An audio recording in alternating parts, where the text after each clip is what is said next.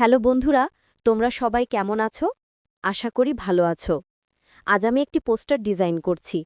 সেটা হলো hot পিজার design. তোমরা ভিডিওটা সম্পূর্ণ দেখলে অনেক কিছু শিখতে পারবে। ধন্যবাদ।